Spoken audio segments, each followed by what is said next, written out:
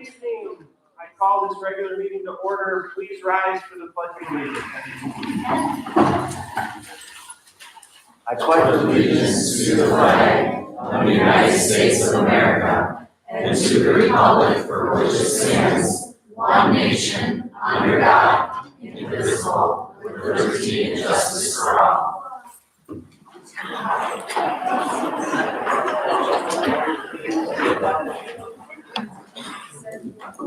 All right, good evening, fellow school board members, district staff, and community.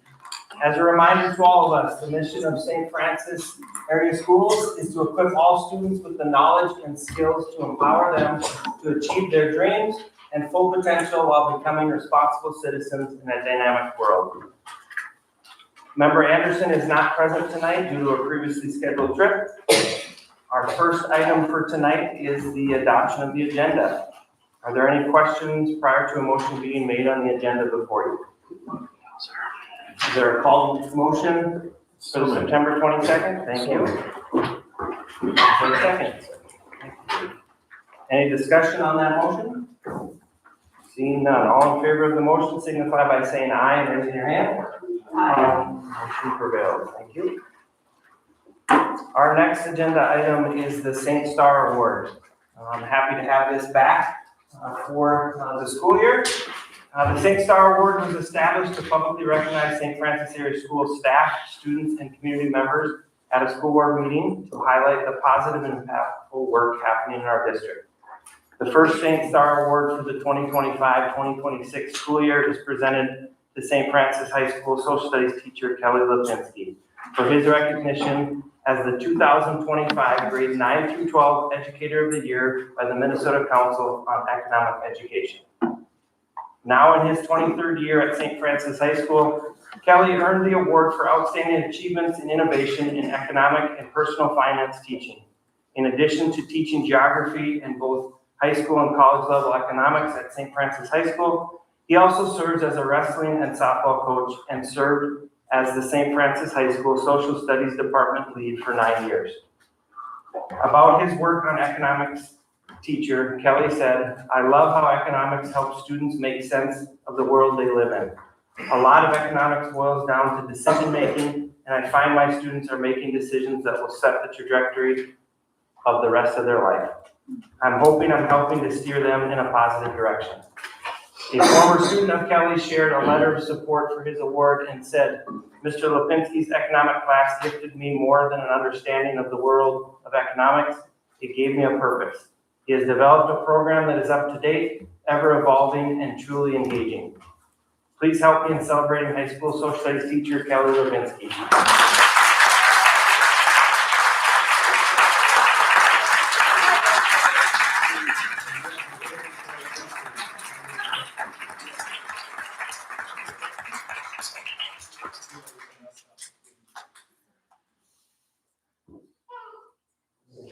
Good job.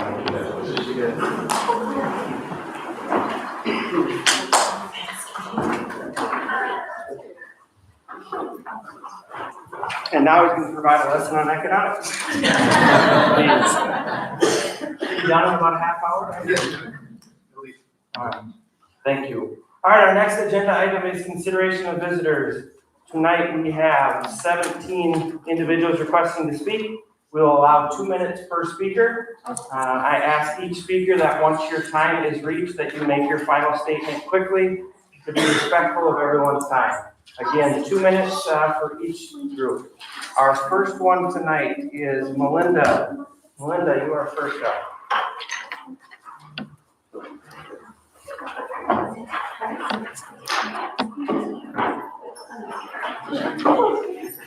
Well, you guys need me first, okay.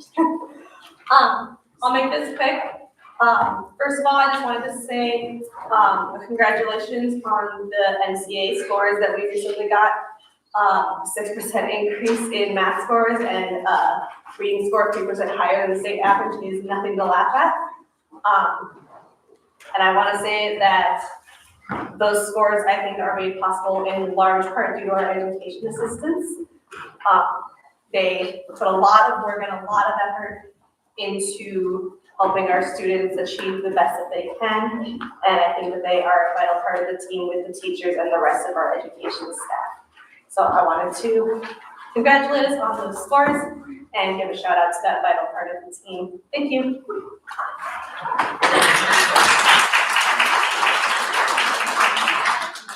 Thank you, Melinda. Our next speaker is Haley, is it Benke?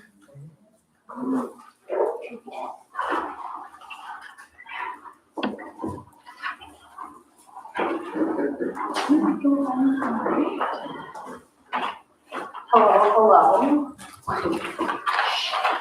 Alright. So I feel like most feel or think that I'm here to be malicious, and that is far from the truth. The last thing I want to do is jeopardize my child's privilege to ride the bus when he has done nothing to lose that privilege. I have asked the multiple people I have spoken to throughout the ladder of staff to please correct me if I'm wrong at any time, but that has yet to happen. The issues have been going on since the second day of school. They have been brought to attention to multiple people, even as far as the Minnesota Department of Commercial Vehicles, which led to a sergeant ending up with body cam footage of the bus not using their lights properly and not stopping at the stop after my child's correctly. Between the safety signals not being used on multiple occasions for various reasons and my child crossing the road behind the bus, this was all communicated to the bus squad multiple times. They ended up moving the two stops on our roads that have been the stops for 10 years to busy roads.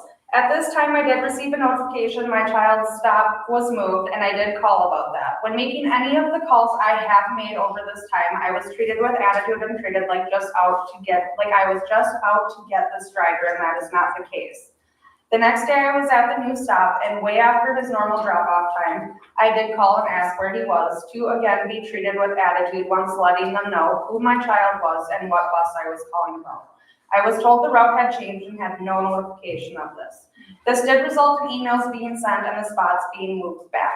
I didn't receive any notifications that the stop was moved back, so I did reach out Monday morning to verify that this change was set and was told that they were having issues sending notifications. I was told camera footage would be watched and the driver would be talked to. Things changed for a day or two, then resort back to having safety concerns again. My biggest thing is if we were having app issues, why were we not notified? And how many talks do we give to somebody before we actually take action? Thank you.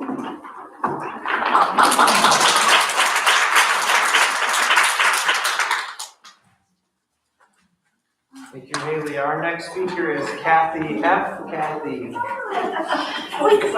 Thank you. I want to preface this by saying I haven't done public speaking forever, so I don't my own visual aid.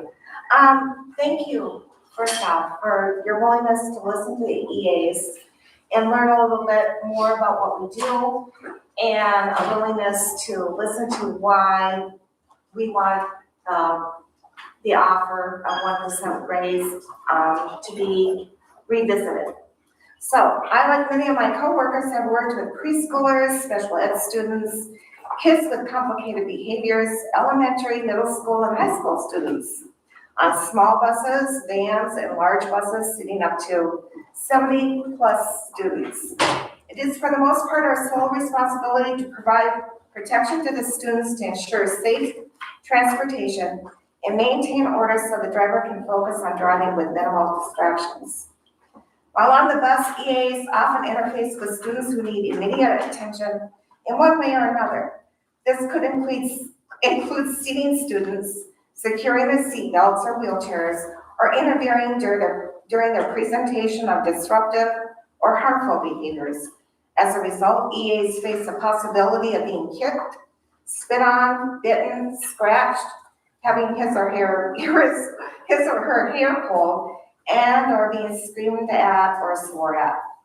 It could also include dealing with physical or verbal altercations between students and serving as a first responder in an injury, health, or medical situation. We are also trained to assist students with bus evacuations in an emergency.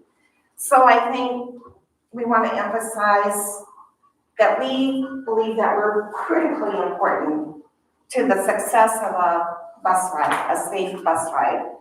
And it's important to the drivers as well, we have some support from them, that we provide them with that opportunity to do what they do best. So thank you once again.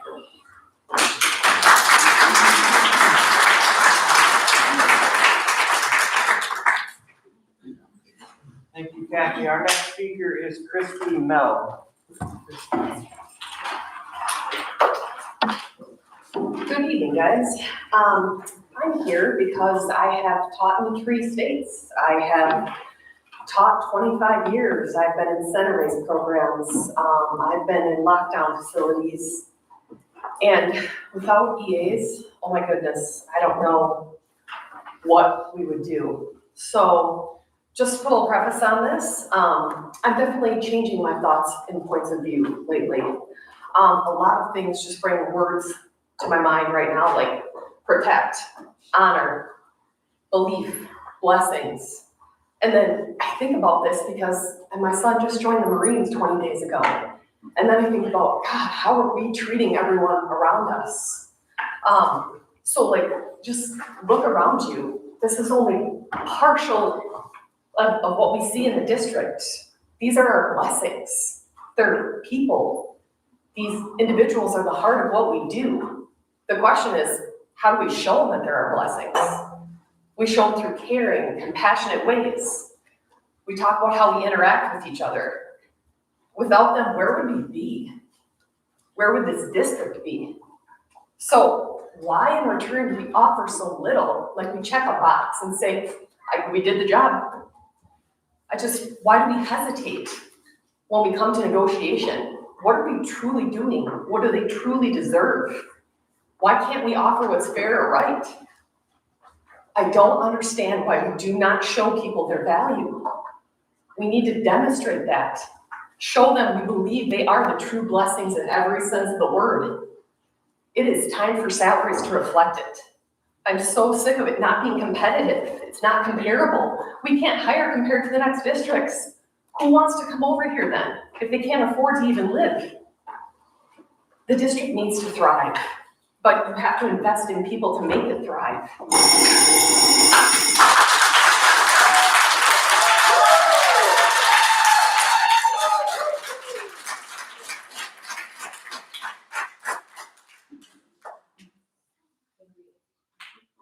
Thank you, Christy. Our next speaker is Leah, is it Mendenwald?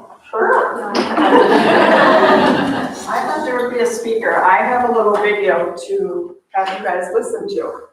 Every hallway, every class, they're there to help the tough times past. With steady hands and patient hearts, they play 1,000 unseen harps. They help zip the coats, they tie the shoes. They cheer kids on, willing to lose. They calm the storms, they guide with grace. They bring the peace, they set the pace. Through every struggle, every tear, they show up strong year after year. Their daily work deserves more praise. It goes unseen in many ways.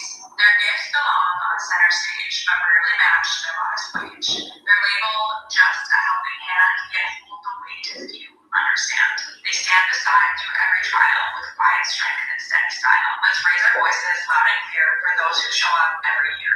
It's time to match the work they do with pay that's fair and honor too. Thank you for your question.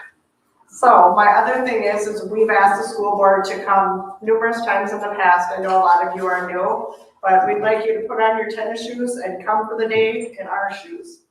Not just an hour, not 2 hours, the whole day, so you can see what we actually go through. Thank you.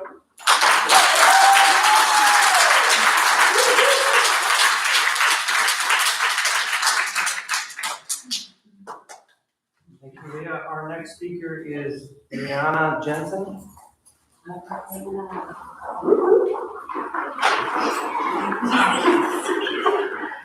Hi everyone, my name is Brianna Jensen and I teach at Cedar Creek in one of the Setting 3 specially designed classrooms. During my day, I work directly with 7 EAs and get to see firsthand the impact they have on students and the impact they have on my classroom. Without these EAs, my job would be impossible, and I know many other teachers, gen ed, and special ed share the same sentiment.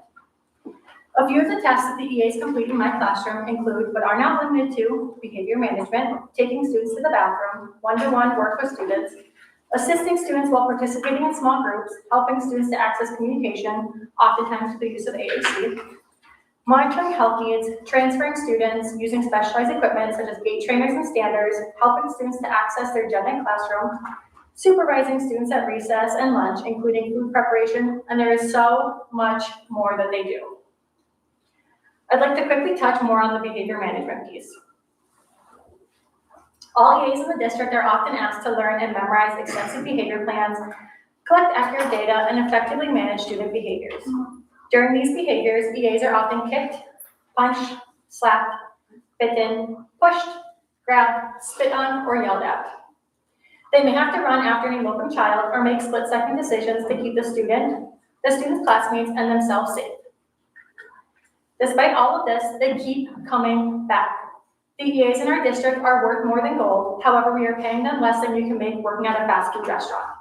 If you ask me, I would say give the EAs everything they ask for, because without them, some of the most vulnerable populations of our students would be left unsupported, and many of our classrooms would crumble.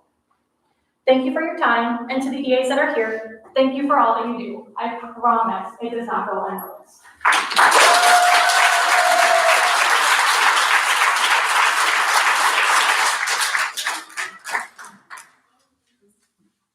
And next is Ashley Norman. Hi,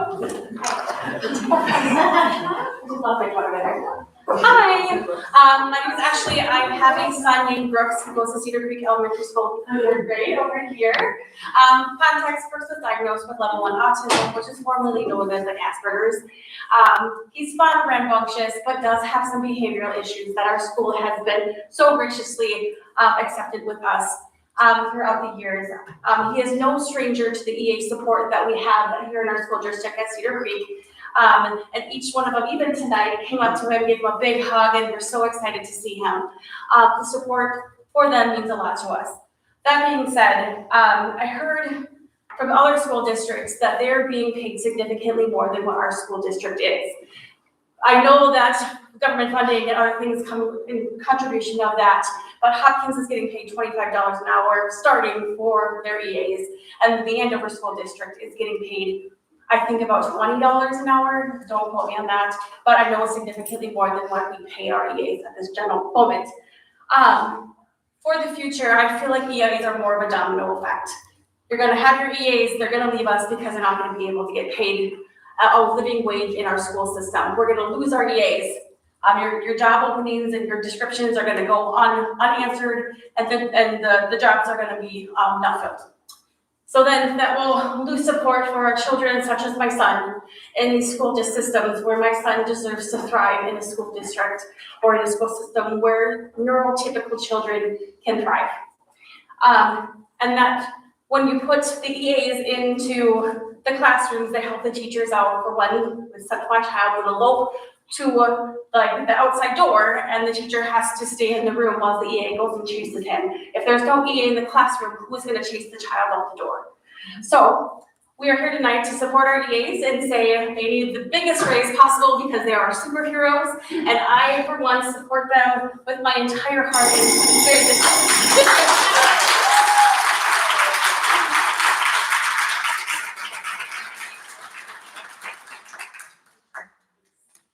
Thank you, Ashley. Our next speaker is Elizabeth Geist. Hello to all of you. I'm here on behalf as a grandparent to a special needs child that has the benefits of the EAs that are almost the district. I guess my first question to all of you would be, how many of you on the board have a special needs child? Do you understand what it takes to excel with these children? Your EAs do. And I've seen how my special granddaughter has excelled. And when I hear about the wages and you're not taking that time to look at what does it really mean? Your children are all going to be excelling because they're considered normal. Well, my granddaughter is normal and excelling because of these EAs. You take them away because they will to higher wages. Everything's going up in this economy. They're all going to want to look for more money as well. And why would you take an EA away? My granddaughter walked in here and this room filled up and lightened up because they all knew Lena. And you want to take that away from them? Because that's what will happen. If you guys can't afford to pay them, they will move on. So recognize them. Give them a hand. Gratitude. Just give them a great big benefit and know what they do for our community and our district. And as a taxpayer, and I haven't had children in this school district for 35 years, but I have grandchildren now in this district, I am upset to hear that they're dealing with a wage. Because I pay for a lot of things that I question with all of you on this board. I vote for you guys. I do all this. Show me what you can do for our EAs. Okay? Thank you very much.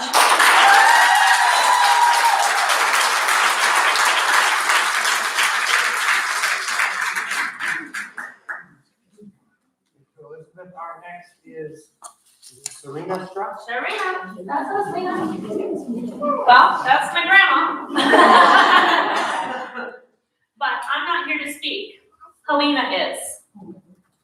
What are you, an advocate? I am a kid. You're an advocate because you love your, your name. They help you how? They help her get off the bus. They get you into your class. What else do they help you in the class? Go to her locker. Get your food. Yeah, and reading and math. And could you do that without your EAs? No. And what would mommy have to do? Come to school with you, wouldn't I? So I'd have to hire daycare for my youngest if I had to come to school with her. Yeah? But you have EAs that you love, right? And you don't want them to go away? And so you need more what for them? More money. We don't want them to go away. Could you do it without your EAs? No. So this is how important. These women and men in our life have almost become aunts and uncles to her. And we walk in here and she's all hugs for them. And I can't say enough how much it is important that she has them in her life. And we don't want to lose these people because you have the biggest hearts in this district that I've seen. Lena has been with them since helped me grow when she was born. This district has been amazing for her. And we are just scared we're going to lose them because I do know Anoka Hennepin pays a lot more. And we're just very, very worried we're going to get too much turnover. That's not going to be as helpful to her because we're just hiring to fill empty vacant seats. That's not what we want. We want to share it. Say I love you.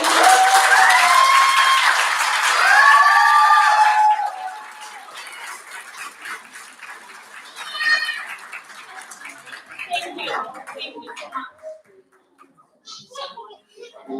Thank you so much. Thank you, Lena. Our next speaker is Tanya Heiner.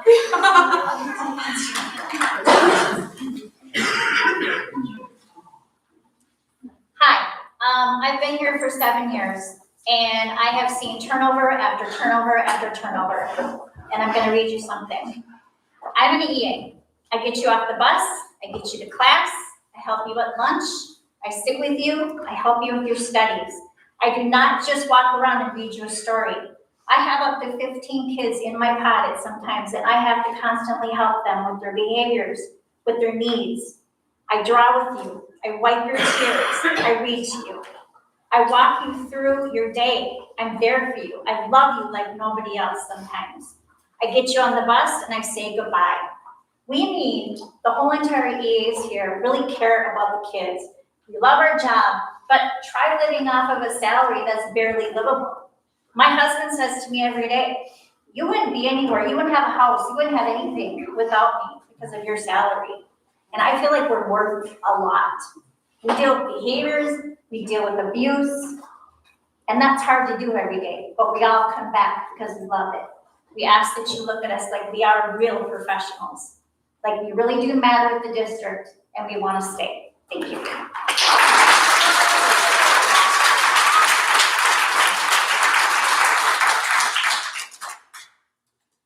Thank you. Our next speaker is Rachel Johnson. Hello. I have red on, but I get too hot, and so now I had to take it off, so. Okay, so I'm Rachel, I'm the resident of Cedar Creek Elementary.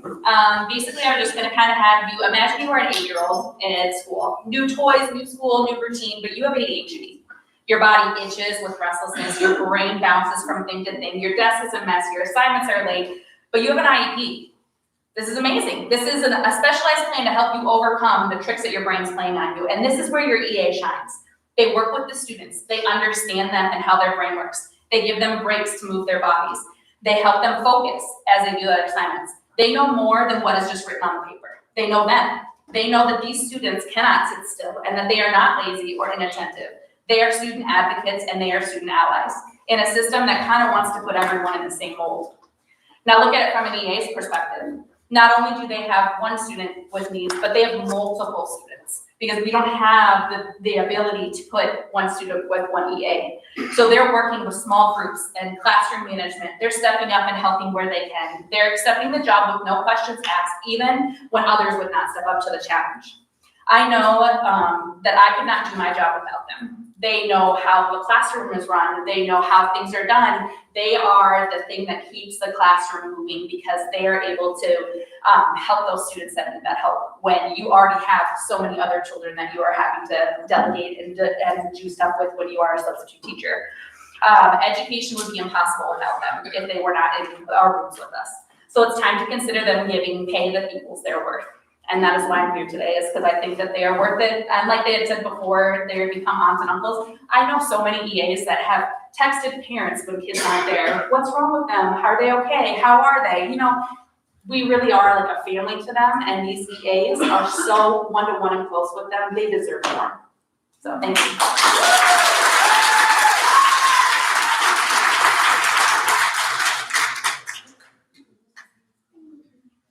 So our next speaker is Aaron Grossberg. Oh, we were slaughtered that one. Did I? Yeah.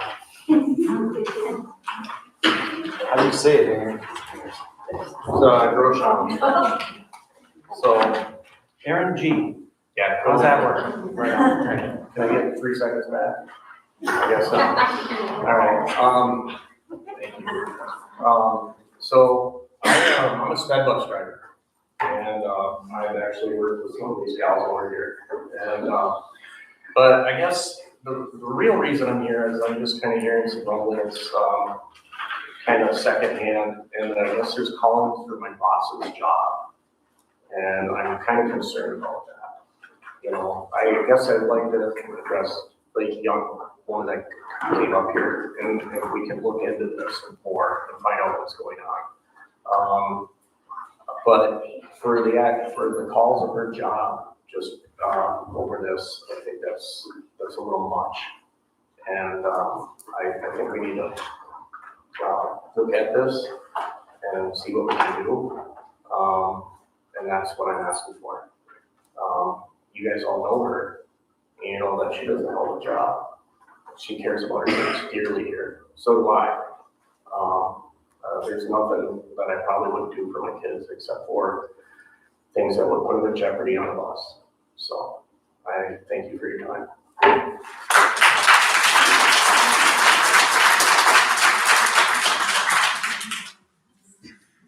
Thank you, Aaron. Our next speaker is Vera Germack.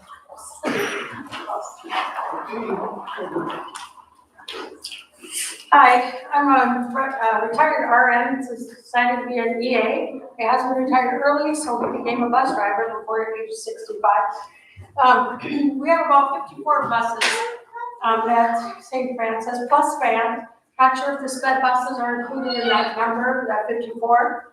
But all sped buses have and vans have an EA.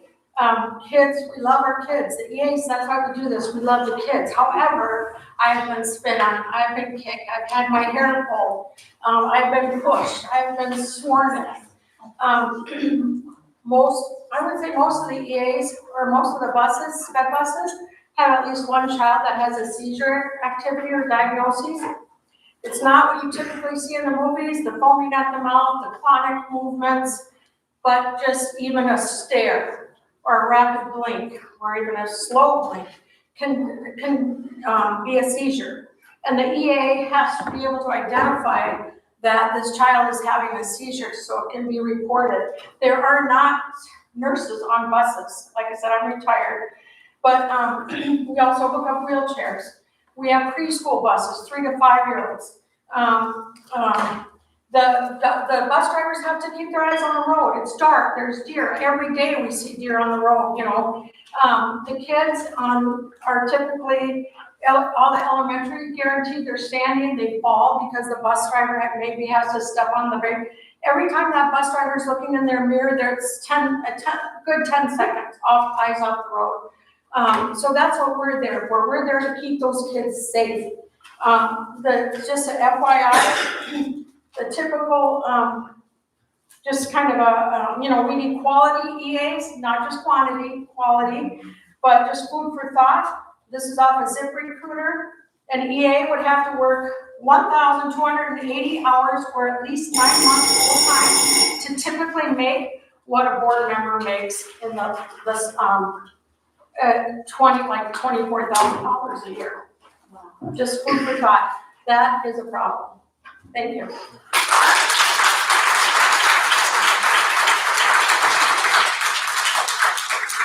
Yeah, if I could just respond to the last individual. I'll tell you what, our board members don't even come close to earning $24,000. So I'm not sure if you're talking about school board in a year. Yeah, they would have to work like 8 years to 9 years. Okay, that's just off the Steve, I looked up, Well, yeah, regardless, it's not St. Francis area Yeah, schools, thank you. and I would say it's very few school boards in the state of Michigan. So just a clear. Our next speaker is Alyssa Christian.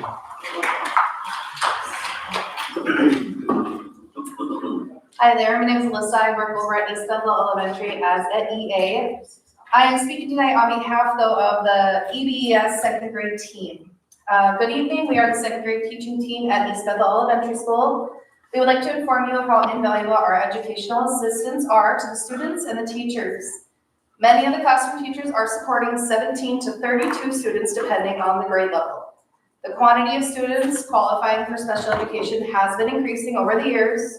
In order to support our students effectively, we need and value our educational assistants. The EAs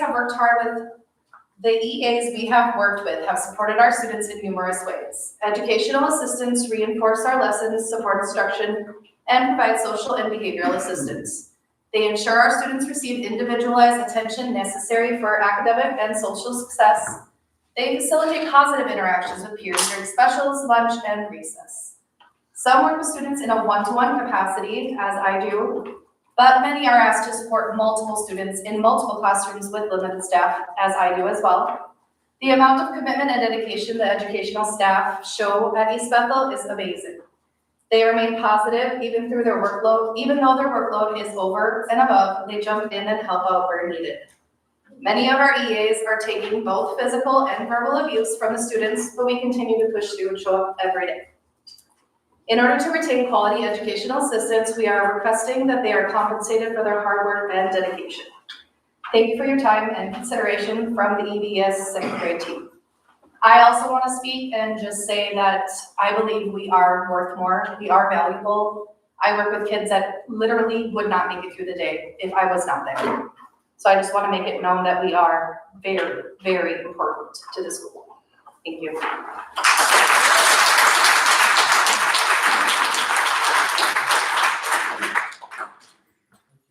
Our next is Caroline Holmes.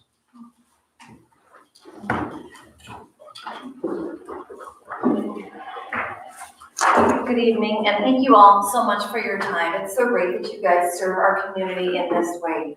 I'm here in the school district as a parent and a former educator. I've taught in Minneapolis Public Schools, Anoka Hennepin Schools, and St. Francis Schools. In the Minneapolis Public Schools, I did not have much support as a teacher, and that was a very, as you can imagine, challenging environment. But anytime we had volunteers, it was a welcome help. In Anoka Hennepin Schools, I worked as a substitute teacher for a number of years, and immediately I could walk into a school and tell whether I had good support from the administration and the staff, or I had no support at all. In schools where I did not have good support, I just refused to go there anymore. It wasn't worth it. It was chaos and it was ineffective education. There were jobs that I was offered where I could teach remedial math to a classroom of maybe 15, 20 middle schoolers without any support. And I turned that job down because there was no support. It was a losing situation. So without paraprofessionals, which we've heard a lot about tonight, without our EAs, it's a losing system. And the most important thing about our school district is the people that work here. The teachers, the administrators, the paraprofessionals, the janitors, the bus drivers, everybody, and the school board, of course, everybody makes such a big difference because it's people that change our lives. It won't be our technology, it won't be our buildings, it's people that change lives. And now more than ever, we need people that change lives. It begins with our teachers, and we need our paraprofessionals. My son is an example of that in the school district. He wouldn't have made it, and he's here today as an amazing adult because he had an EA. Thank you. Woo!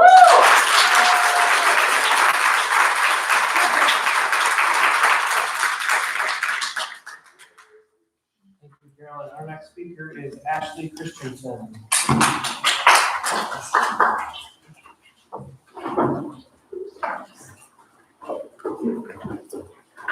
Good evening, everyone. My name is Ashley Christensen. I've been a teacher in this district for 9 years. I come before you not just as an educator, but as a colleague, a 2009 St. Francis graduate, a parent in the district, an advocate, and someone who has seen firsthand the immeasurable impact that educational assistants have on our schools, our classrooms, and most importantly, our students. Educational assistants are the backbone of inclusive education. They support our students with disabilities. They help manage behaviors, fill in gaps, and give students the one-on-one attention that every teacher wishes they could provide to every child every day. They are the steady hands, the patient voices, and the quiet heroes in our classrooms. They are not just assistants, they are professionals. They are partners in instruction, champions of student growth, and bridges between students and success. Unfortunately, because our EAs are stretched so thin, they are frequently pulled from their assigned classrooms to cover other rooms where EA positions remain unfilled. This means many students are not receiving the consistent, focused support they need and deserve when EAs are constantly shifted around to fill gaps caused by staffing shortages. The continuity of care and the individual attention students rely on is disrupted. Crucially, this also means that many IEPs are not being followed as intended when they're supposed to have dedicated EA support. This isn't just challenging for the assistants, it creates significant barriers to students' learning, inclusion, and success. I cannot count the number of times an EA has de-escalated a situation that could have ended a student's day. I cannot count the times they have stepped in when I couldn't be in 2 places at once, or when a child just needed someone to listen, or when a student refused to work for anyone except that trusted EA who believed in them unconditionally. They do this vital work often for wages that fall below a livable standard. Many of them work second jobs. Some rely on public assistance, and still they show up every day for our kids. They show up with love, with energy, with patience, and with a skill set that very few truly understand until they've stood in the classroom beside them. Let me be clear, our schools cannot function without EAs. Please, just do the right thing. They are people who have lives. Thank you.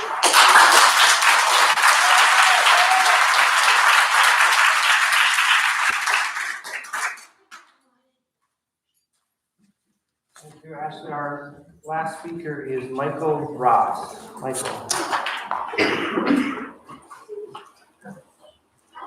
Good evening. I wanted to come here tonight because somebody contacted me said that they'd seen some things on social media about some of the safety things that were going on at St. Francis Area School, so I wanted to respond to that. I'll give you a little background about myself. I'm starting my 39th year as a commercial vehicle driver. 36 of those years were spent at UPS. During my time at UPS, all of those years, I was either on safety committees or served as a safety co-chair. So it's given me a lot of experience about safety. I have a deep desire in safety, and that's why I came here tonight. During that time at UPS, recently, 3 years ago, I retired from UPS and I wanted to be a bus driver. Of all the things that I endured driving at UPS, I found out that driving school bus was very difficult. In fact, I got hired in July. In December, I turned in my resignation. Things were so difficult. I said to myself over and over again, there's no way that I can do this job without having an accident.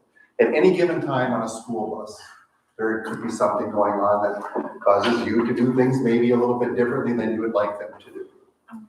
Some of my other things that I do here at St. Francis, I've been asked to be the school bus trainer. I can tell you the training is hard and difficult. It's not easy. It usually takes 4 to 8 weeks to train a school bus driver. Many times they get frustrated with me, but it's my commitment to all of you to give you a school bus driver that can not only pass your test, but that's safe. I just want to let you know that there's been a lot of conversation that I'm hearing about what's going on there, and we're committed to doing the best that we can. We have a person at the top that is the glue to this transportation department. Nobody can do what she does, and nobody will endure what she has endured. Thank you.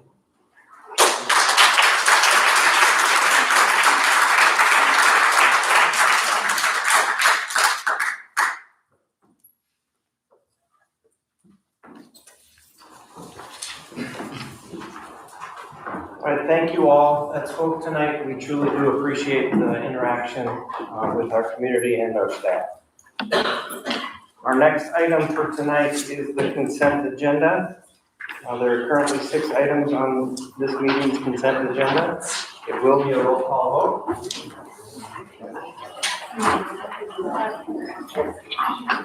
Sorry, I'm afraid I'll just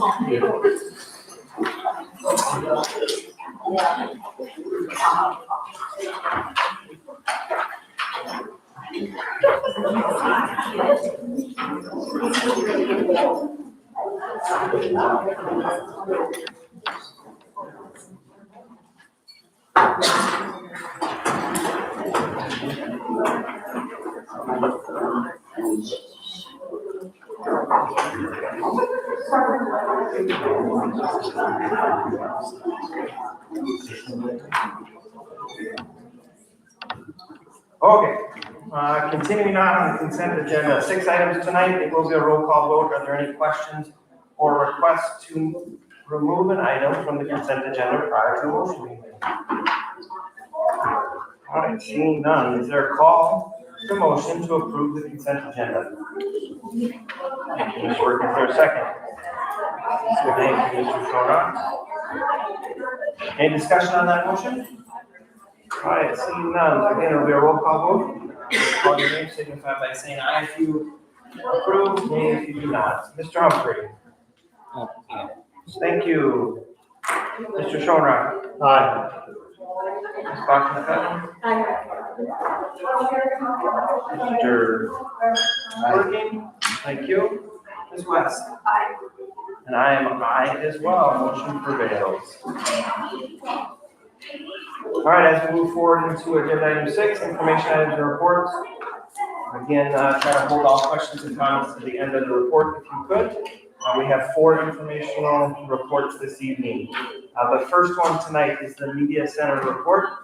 Our district media specialist, Claudia Burville, will provide a summary of overall conditions across our media centers and share current statuses, concerns, and some next steps. The report does not require any board action. Hello, as he said, I am Claudia Burville. I'm the library media specialist for the district. This is the beginning of my 2nd year in this role. I'm currently enrolled at St. Cloud State University to obtain my media specialist license. And with that new lens, I took a look at the media centers across the district.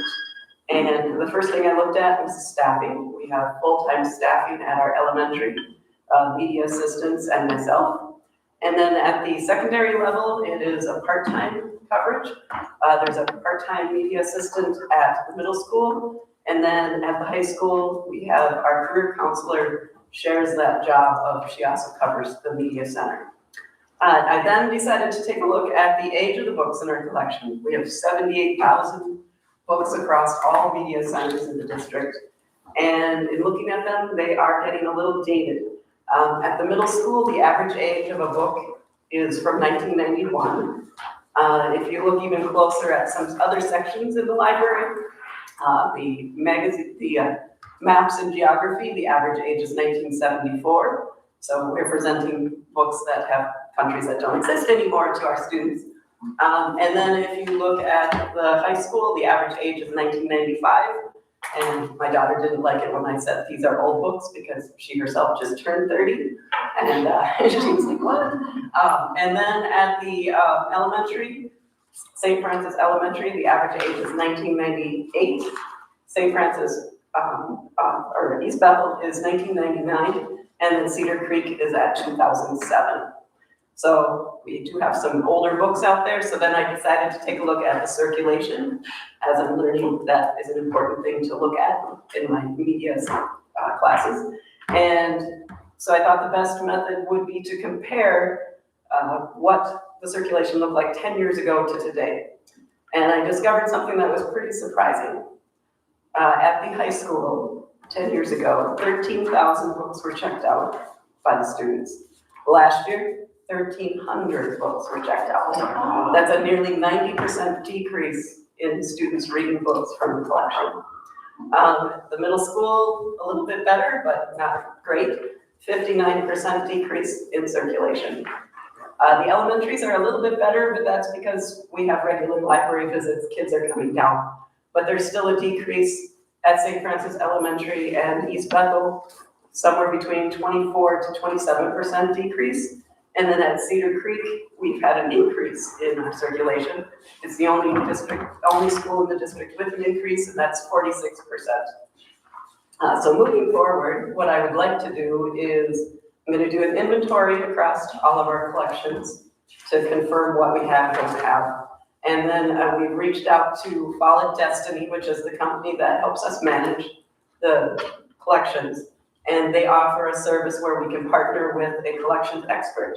They will help us create a weeding list to remove the outdated materials that are filling up the libraries. And then we will pull those items. They will then meet with us and we'll create a replenishment list that will kind of set the stage for several years because of the cost of books. We can't bring them all in at once. So we'll kind of create a plan. Right now we have the funding to do one library, so we'll start with one. And then as the funding becomes available, we'll take this service through all the rest of them. And then because of this huge task, I'm thinking for the high school, it would be really important for us to bring in a media assistant full-time, because to put this on the current person who's the only career counselor to manage career counseling for all our students and to help rebuild the collection, that's a lot. So I'm hoping that that could be something you would consider. I'm also hearing from people at St. Francis Elementary. Their population has grown. They have 5 sections in many of the grades, and they kind of need another special. And so maybe when the media assistant that is working there retires, we could consider putting another media specialist in at that school to be one of the rotations, because then that would solve the problem of the specials, because they're having to divide classes up for the specials because of the 5 sections, but only 4 specials. And so that might solve that problem. But my hope is over the next few years that we just build our libraries back up to be, you know, vital resources and a learning hub for our students across the district. So, if anybody has any questions? So with the big decrease in books being checked out, do you see that as kids not reading as much, or e-books are taking over? We have e-books in the collection at the high school, and they have tried to get the students to use them, but they're not using them. Yeah, I'm sure using phones and the internet and everything else, but when you're looking at, hey, do you want to come get a book that's 30 years old, you don't have current books here to offer, they're not going to be interested in it. And we don't have somebody that's there promoting reading or engaging with the students. I mean, the person that's there is doing an excellent job, but they're a career counselor, and that's going to definitely be a big focus for them. Anyone else have any questions? Yeah, I'm a little concerned too. I think like the LMS is it just because the one person, so what we're extrapolating is that Cedar Creek has the LMS directly, that's why there's a 46% increase there? Yes, I think that there's things that I've been putting in place, even before when I was the assistant there. I'm putting in reading challenges for the students, reading diverse materials for them to get them engaged, trying to find materials and I've been trying to update that collection. You can see that their 2007 is the average age at Cedar Creek, whereas at the other schools it's older. When they see that new book that's of that great new series that's coming out, it brings the kids in. That makes sense. And my mom was an EA and a librarian when I grew up District 11, and I just don't know if, I think times are really changing. Like, we talk about old equipment. We're talking about math. Pythagorean theorem is like 1,000, however old that is. I don't know if, it seems like it's really a big deal for us to get the younger kids reading, but I know that even though the high school has one book per student being picked out, basically, I don't think they're missing reading. I know my kids in particular, they read all the time, even though they haven't been to a library for probably years. It's just Amazon or e-readers or their phone or blah, blah, blah. So I'm wondering if we would be wise to maybe cut our losses in the upper schools and feed more into the elementaries where it's like actually our customers are using those services. And I'm not saying this anything critical, we need to put everything on the table before we start throwing money at something where, one book per person, heck, that's hardly worth the effort. And I respect libraries that read voraciously. My kids are made to read all the time. We're always having to read. We've been readers, we love reading. I believe it's more important than anything. I don't necessarily know if a high school library means that they're going to be a better reader. I think that starts way earlier, and it looks like we have an opportunity to really flood the market early. So I had a little bit of concern with those numbers, as I'm sure you did as well, and it was surprising, right? I was surprised. I do see that media centers are more than just about the books. We could be rebuilding something at the high school that could tie the career counseling in with what's going on in the media center. Bringing in speakers who maybe are in the trades, they could give demonstrations to the students. We could be having a writing center in there where students help teach other students how to do the reports. There are vast other things that could be going on in that media center to, bring it up. Reading for pleasure is obviously very important.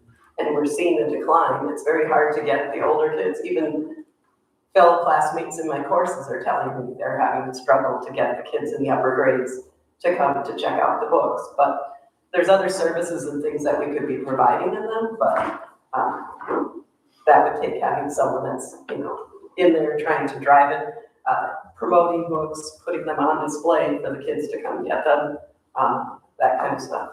I like it. Thank you. Any other questions or comments? Yeah, we did a great hire. When we picked you about, what was it, a year ago, just over a year ago? And it's so much fun to see kind of the progress that we've made so far. And I know you have bigger plans for the future, so we're on the same team. And obviously we have to prioritize, because there are other departments and other needs in the district. But yeah, you're doing great work. And by the way, I told Claudia 2 to 4 minutes for the presentation because she is so passionate. She could give so much more information about what's happening and what will happen.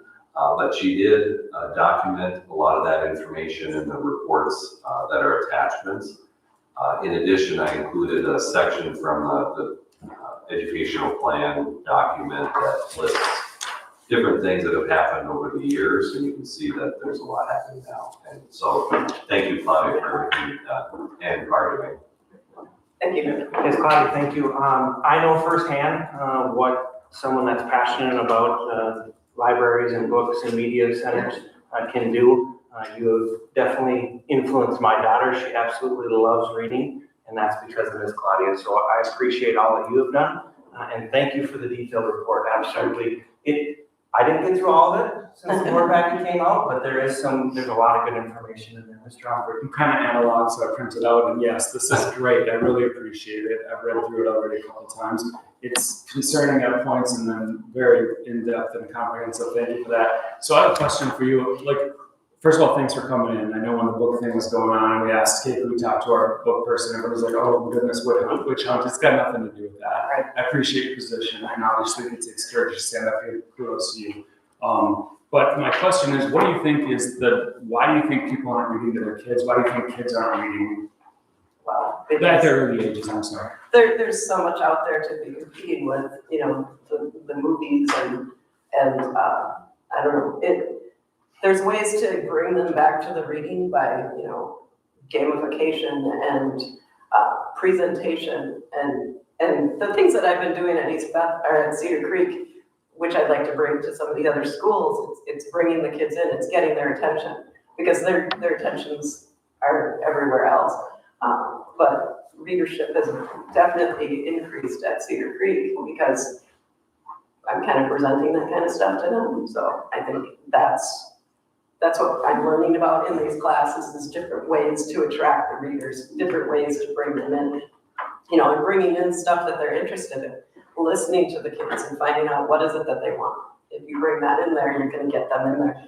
And, you know, studies have shown if our kids are reading, they're going to be soaring in so many other ways, you know, so. Fantastic.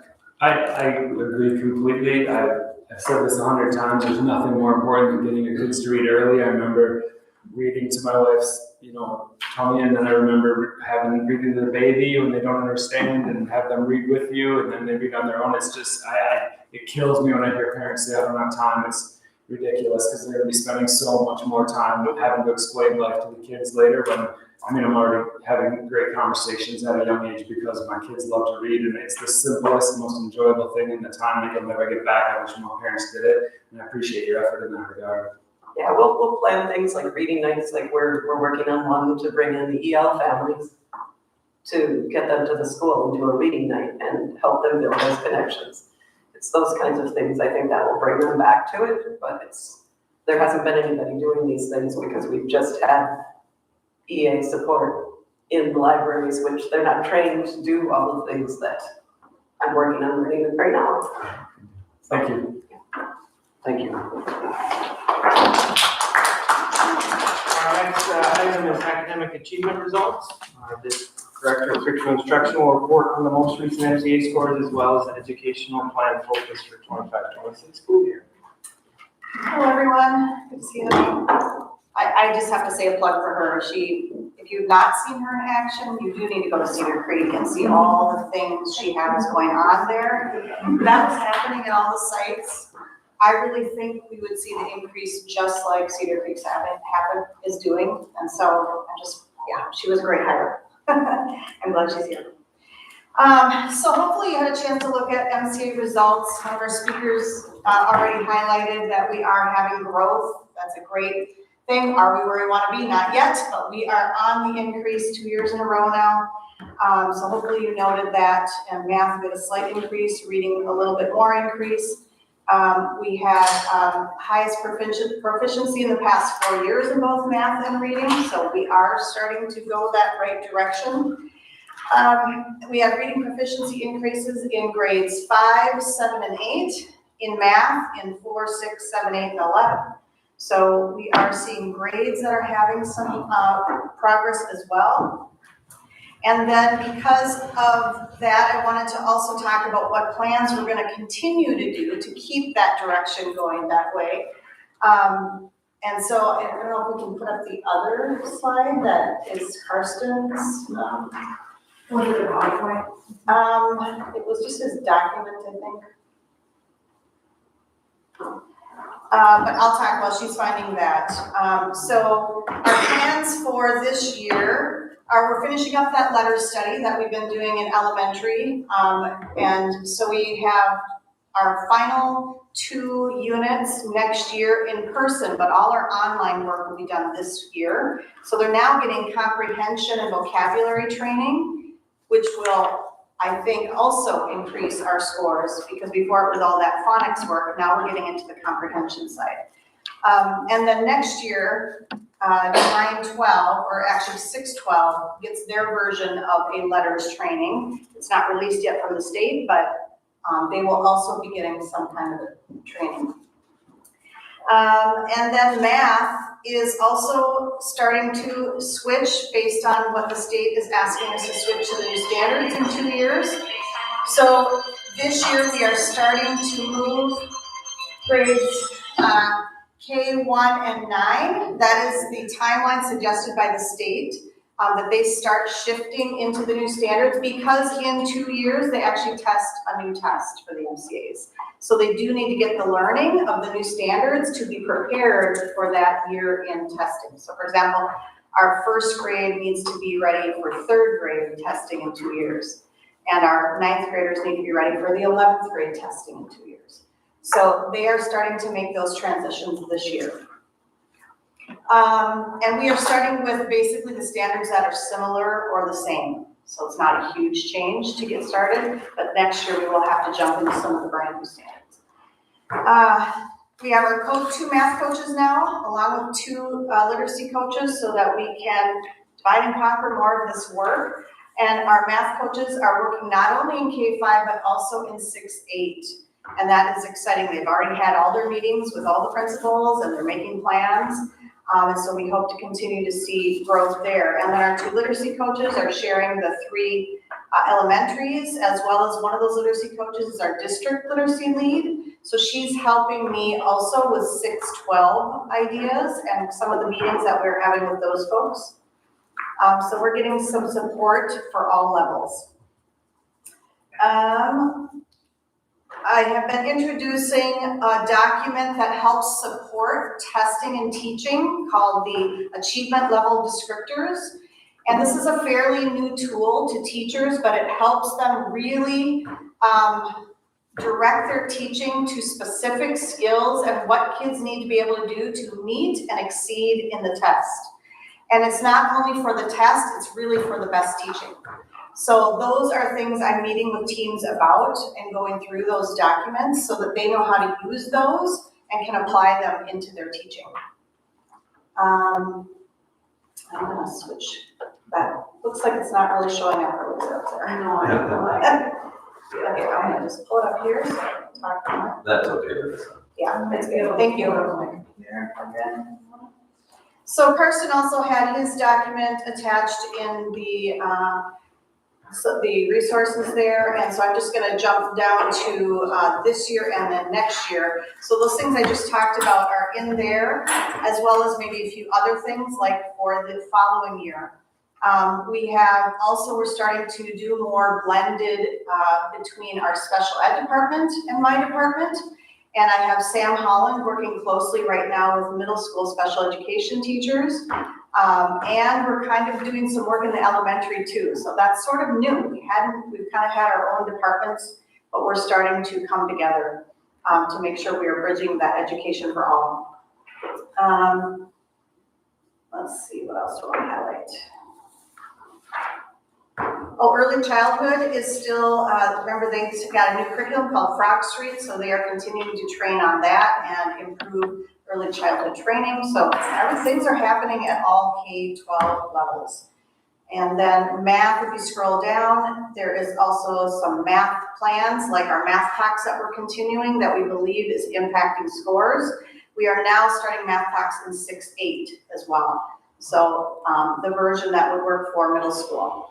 And then I have curriculum reviews starting in K-5 for math this year, and that's a 2-year process. And then 9-12 math is finishing their last year with me this year, and hopefully we'll adopt some new curriculum. We also have to redesign courses because there are some brand new standards we've never had to teach, the data standards, and so they are already started that work, and they're really actually excited and on board, and so we've been doing some of that work already.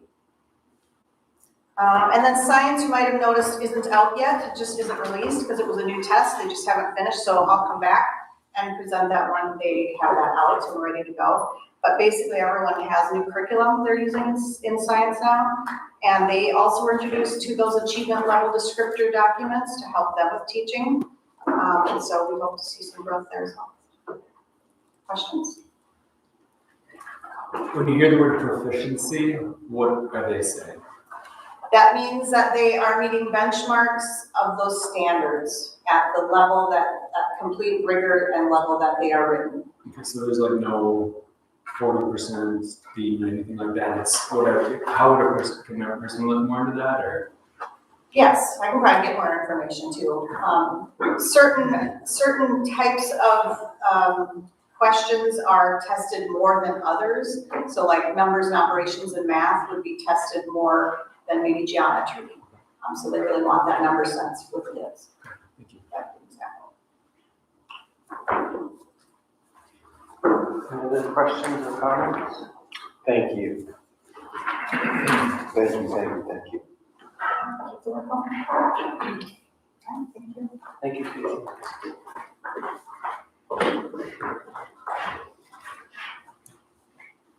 Okay, next item is the first reading of policy 721, uniform grant guidance policy regarding federal revenue sources. Which one's a fun one? Administration and policy committee have reviewed and recommended the changes outlined in the board packet. This will be an action item at our next board meeting, so it's just the first reading. If you have any questions or comments, we do have a policy committee member and we have Brandon if anyone has any questions on the first reading. Seeing none, all right, moving on. Administrative report, Superintendent Anderson. Just a few quick updates. First of all, we did hire an additional kindergarten teacher at East Bethel Elementary School due to class sizes. We had about 10 kindergarten kids who enrolled the last week of summer or the first week of the school year in just East Bethel kindergarten. So it sort of blew up our projections, obviously. So the new teacher started, or the teacher started today after spending about a week working with students and families with the transition. And the transition was really well done. The teacher and I'm sure the kindergarten team and Melissa just did a really nice job getting the kids excited about switching classrooms and reforming friendships. So that was very impressive. I cannot go by without mentioning concerns about the heat and humidity in the buildings. I'll tell you what, when you walk through the buildings, there are some areas that are not air conditioned, and it's really challenging. And I realize it's been a warmer September than usual, but I notice it and I just walk through it. I can't imagine a PE teacher, for example, teaching in that kind of setting, and other teachers in other areas. So thank you for what you did with the indoor air quality project work that we approved a month or two ago. It is sorely needed, and our kids, staff, and parents are going to appreciate it. So again, I appreciate that. And as you may remember, it's a 3-summer process. It's going to take time to get all the work done throughout the district, but we made the commitment to do it, and we'll get it done within those 3 years. Meet the Candidate Forum is on September 23rd. That's tomorrow at 7 p.m. right here in the district office. Oh, 8 p.m.? Oh, thank you for pointing that out. I'm sorry, I have the wrong time in the agenda.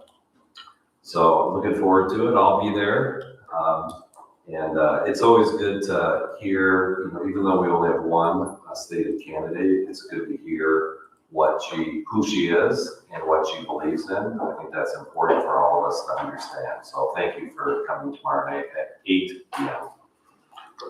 Homecoming is this week, and I didn't include the full schedule, but it's on our website, and we encourage you to attend as many activities as possible. The one thing I pointed out is the Hall of Fame induction ceremony. I know that there's been a lot of work that's gone into this. It's the list of people is quite impressive. And I learned a lot about this community just reading, some of the bios videos of the people who are being inducted, and it's amazing. Dax has been putting a lot of this stuff on a Facebook page, so you can at least look through to see what these folks have accomplished. And then finally, I'll just mention, there were some comments about transportation earlier today, and Peggy Tesdall does amazing work. So I want to emphasize that. And certainly, probably the toughest job in the district at the end of the summer, at the beginning of the school year, is a transportation supervisor. Because literally, she and her team are making arrangements for thousands of kids.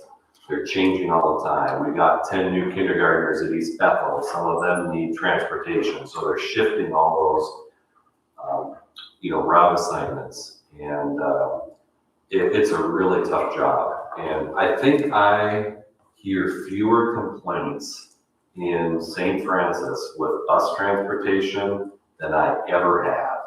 And this is the biggest district I've worked in. So I think that says a lot about Peggy, the routing specialists, the bus drivers, the whole team. It's not perfect. I think the individual who was speaking tonight had some concerns that she expressed, and she spoke with several of us, including myself. I think all of them that we can address have been addressed as of today. The only outstanding issue is our bus app that parents rely on to find out where the bus is and when it's going to be, at their house. I don't think it can give that information when there's a sub-driver. That's my understanding, just with a brief conversation with Peggy. And so the app, I think is working now with regular routes, but if there's a sub-driver, it might not work. So we're still looking at that. But I just want to mention that she does great work, just like other employees throughout the district, and she has my full support. Any questions or comments for Mr. Anderson? All right, seeing none, we'll move forward to agenda item 7, our action items. Again, I'll ensure that every board member has a chance to talk before you get a second shot. Everyone's going to get a chance to speak. We have 4 action items for tonight's meeting. Agenda item 7.1 is the approval of preliminary levy certification. PD will provide the proposed levy for the 2025 payable, the 2026 tax year, which is the school fiscal year 2027. Everybody's tracking, you know what month we're in. After she provides the summary, we'll be asked to certify the maximum levy authority. PD. Thank you. Good evening, Mr. Chair, members of the school board, and Superintendent Anderson. Before you tonight is the preliminary tax levy for fiscal year 27 as Chair Berger brought forward. It's an important step in the process for the budget and for that fiscal year. So I'll give a quick background on why we have levies, how they work, and how it is for school districts. I'll summarize the major changes that we'll see through the process.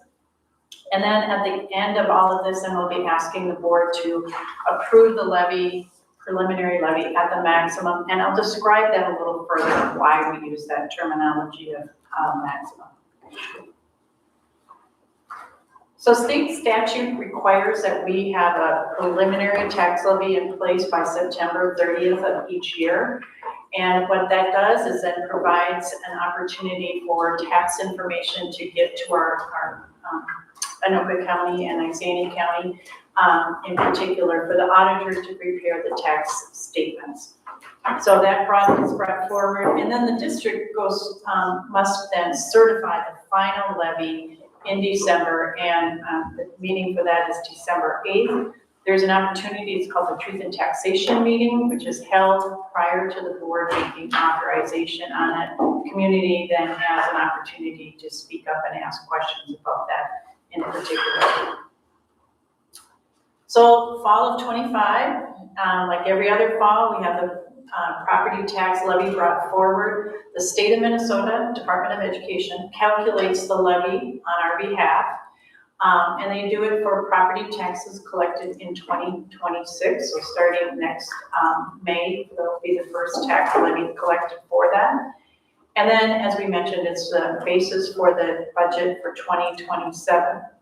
So when I said earlier, we'll talk about the maximum. What the maximum means is that it allows the school district to levy based on state statute and what is eligible, what we're eligible based on those state statutes. It does not mean we can levy anything that we want, but we follow the rules and follow the state statute guidelines.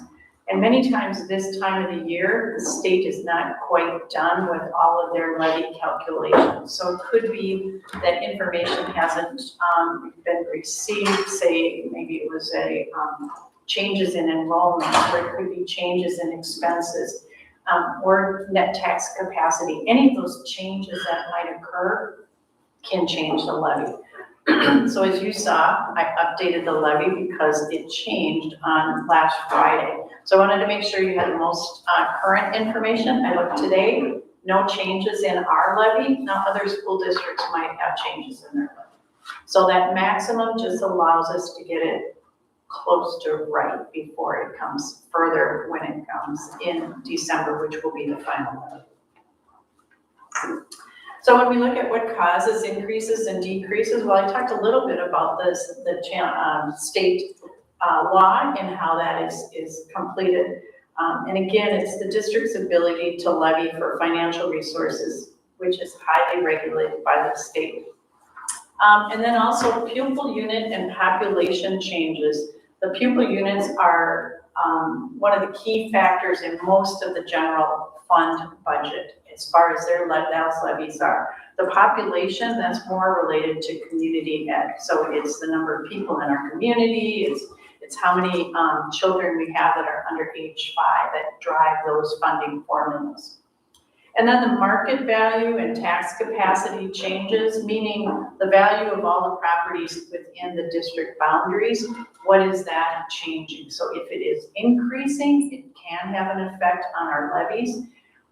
As levies in the market value increase, sometimes it's considered that you can afford, district property owners can afford a little higher levy, and so state aid might go down just a little bit. It's an equalization factor.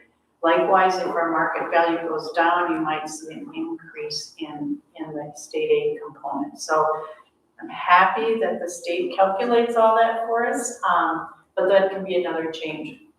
And then finally, and this is probably to a lesser extent, change in expenditures. So sometimes there are some levies that are based on the expenditures that we have for the district, but that is less than most of the least case scenario. So the one that does happen in is sometimes in LTFM plans, but we do have a limit on that too. All right, so total levy for the district is going up about 3.4 million, and I'm going to get into all of these categories. But the first thing I wanted to point out, the general fund is going down about 197,000 or 2.97%.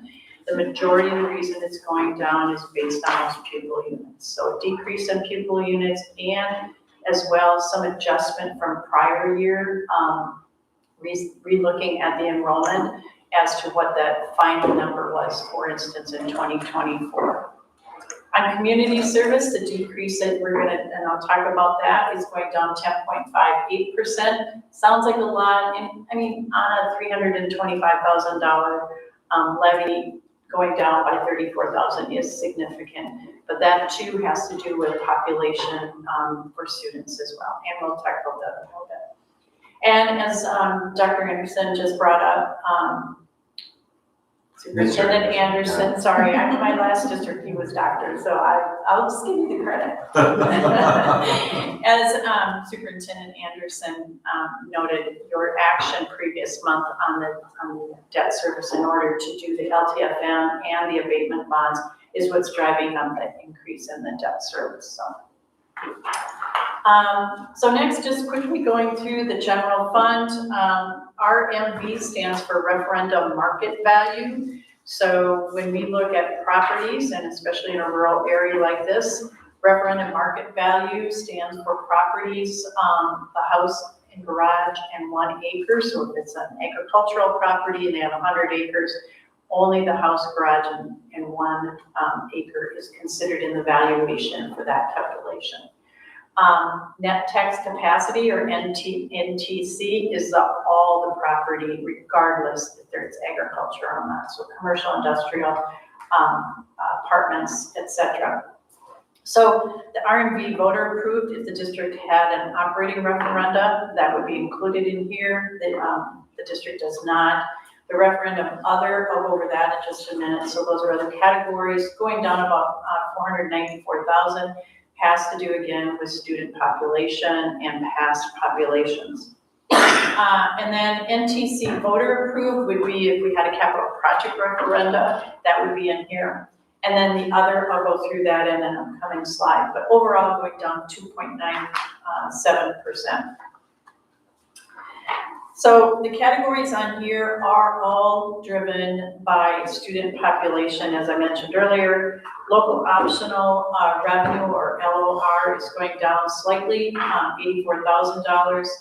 Equity is decreasing by 19. And equity, I want to make sure you understand that's not a program in a classroom. It's an equalization. It's equalizing the revenue that we get in rural Minnesota compared to the metro area. So they call it equity. It sometimes gets confused by individuals. Transition aid going down slightly, and then the biggest adjustment is that 389. And again, it stems from an adjustment from 2024 for the local operating optional revenue, excuse me. And then when we look at the bigger category under the NTC levies, not a lot of changes on most of these. You'll see the biggest change on there is the annual OPEB. So the OPEB stands for Other Post-Employment Benefits. And what it is a levy that is calculated by an actuary to look at what are the other post-employment benefit responsibilities of the district. And there's 2 categories within it, so I'm kind of getting into the weeds on it a little bit, but there's what's called implicit subsidy and subsidized payments. Subsidized is direct financial contribution form of an employer toward a retiree's benefit costs. So previous contracts, say in teachers or whatever group where we have an obligation to pay forward those benefits, that's part of it. And then the other is called implicit subsidies. It really is based on what is the increased cost of premiums for an employee that is still working versus a retiree. So retirees always tend to cost a little more because they have more medical needs and whatnot. So just having them on our plan raises up the cost of that. And so you can levy for that as well. And by the way, that being able to have the retiree benefit, it's part of state statute that when you have a retiree, they can stay on your plan. So overall, the $297,000 increase in this category is mostly due to that OPEB levy. Okay. Move on to community services. Again, as a reminder, this is based mostly on population. So the community ed levy decreased as a proportion of aid increased, which decreased the levy. So because our population went down, our levy went down, and then we received more aid. So that combo of that occurred in here as well, which is beneficial to our taxpayers to have a little bit more state aid. Otherwise in here, the school age care, that is one that is based on our actual expenditures, and we're right sizing that with the projection of $25,000 versus the 30. School age care levy is for children that have additional needs, whether it's special needs or they're in a situation where they have an immediate urgent need to access school age childcare. So it's a very small portion of the expenses and revenue that we receive for school age care. Overall, their levy going down about 10.58%. Okay, so debt service. The first section, the first 3 lines, the initial debt service, debt excess, and adjustments, are all related to voter-approved bonds. So bonds that the district community has approved in the past is included in that. So the initial debt service, voter-approved, is the principal and interest payments on those particular bonds, okay? And so we didn't get additional revenue. Those are the payments that we're making. And this year was stepped up a little bit, 800,000. The next category, the debt excess, when we levy for our bond and interest payments, we have to, by state law, levy for 105% of the actual principal and interest payments. And over time, that builds up in a fund balance, which is in Fund 7, totally different from the others. The state will recalculate that and take that back, okay? So last year, when I came to the board to talk to you about this, we had a $420,000 decrease. This year it's less at 76. So it changed by a positive 343. So I see some heads nodding, and I just want to make sure you understand. We didn't gain anything more out of that. That's just the calculated difference between them. But that 420 last year did help to reduce our taxes last year. And then the adjustments are just purely adjustments that occur within the debt service, and that you can see did decline from the previous year.